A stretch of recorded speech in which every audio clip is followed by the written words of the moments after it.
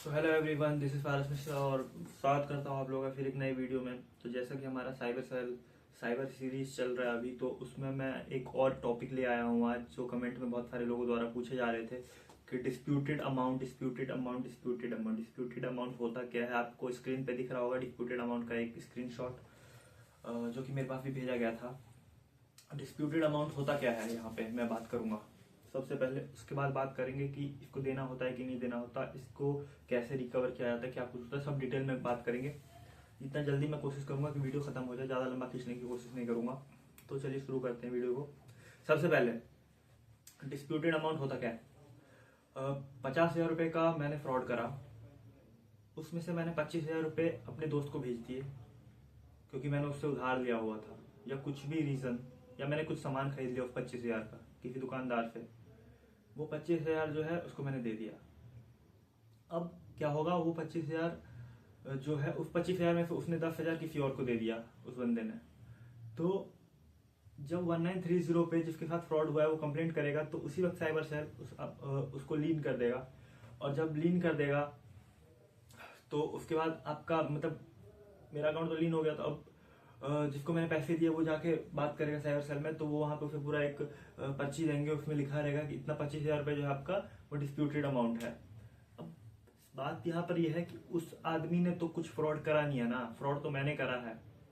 पर उसको क्या होगा, उसको वो 25,000 रुपये देने पड़ेंगे। क्यों देना पड़ेगा उसको 25,000 रुपये, यहाँ पे सवाल ये आता है। उसको 25,000 रुपये इसलिए देना पड़ेगा क्योंकि वो पैसा फ्रॉड का पैसा था, लेकिन उसको भी 25,000 मुझसे लेने थे। बात यहाँ पर ये है, तो अगर वो 25,000 रुपये नहीं देगा तो उसका लीन या उसको भी जो फ्रीज किया हुआ है वो नहीं हटेगा, उसको देना ही पड़ेगा। अब सवाल यहाँ पर ये आता है कि 25,000 जो उस पे उसने जो जिसको दिया था, उस 25,000 में से जिसने 10,000 जिसको दिया था, तो उसका 15,000 ही मात्र डिस्प्यूटेड होगा।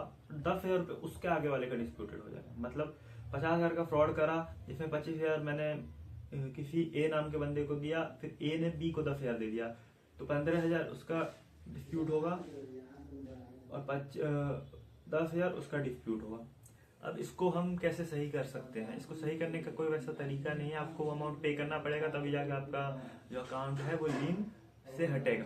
अब बात यहाँ पर ये आता है कि अगर हम ऐसा नहीं करते हैं तो क्या होगा, हमने तो कुछ करा नहीं है।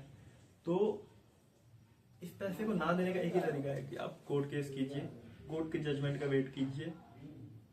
जब कोर्ट आपको एनओसी देगी तब जाके आप जो है वो उसको साइबर सेल में दीजिए, तब आपको वो पैसे रिटर्न मिलेंगे। क्योंकि अगर मान लीजिए आपसे वो 25,000 नहीं लेगा, साइबर सेल को इससे कोई मतलब ही नहीं है कि आप जो ए ने मेरे से पैसे ए ने मुझे पैसे दिए थे तो मैंने उसको रिटर्न करना। साइबर सेल को इससे कुछ मतलब ही नहीं है कि किसने किससे पैसे लिए थे, किसने किसको रिटर्न करा। उसको किसी चीज से कोई मतलब नहीं, उसको सिर्फ मतलब इतना है कि ये पैसे फ्रॉड के पैसे आए हैं, इसने इसको भेजा, इसने बी ने सी को, सी ने डी को, डी ने ई को, सबको वो फ्रीज या लीन कर देगा।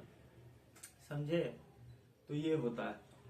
तो उसके बाद कैसे, हमने कुछ फ्रॉड नहीं करा है, डिस्प्यूटेड अमाउंट है हमारा, साइबर सेल के पास गए तो उसने कहा कि ये डिस्प्यूटेड अमाउंट है। उसको एक ही सॉल्यूशन है, आप कोर्ट केस कीजिए, कोर्ट में प्रूफ कीजिए कि ये पैसा जो है मेरे खुद का हार्डवर्क का पैसा है, मेहनत से कमाया हुआ पैसा है। तो अगर कोर्ट में ये प्रूफ हो जाता है तो कोर्ट आपको एनओसी देगी, उसके बाद आप साइबर सेल में जमा करवाइए, आपको वो पैसा मिल जाएगा। बस यही सॉल्यूशन है, छोटा सॉल्यूशन है। एक बार समरी कर देता हूँ। आपके पैसे अगर लीन हुए, डिस्प्यूटेड पैसे, तो आप वो कोर्ट में जाके एनओसी लेके आइए, तब जाके साइबर सेल आपके वो पैसे छोड़ेगी। अगर नहीं छोड़ेगी तो आपको पैसे देने ही पड़ेंगे साइबर सेल को, क्योंकि अगर आप नहीं देंगे तो जिसके साथ फ्रॉड हुआ है उसको पैसा कौन देगा। तो बस यही बात है। मिलेंगे फिर नए वीडियो में, जब तक के लिए जय हिंद। कोई डाउट रह गया, कुछ भी रह गया तो कमेंट करके पूछ सकते हैं। वंदे मातरम।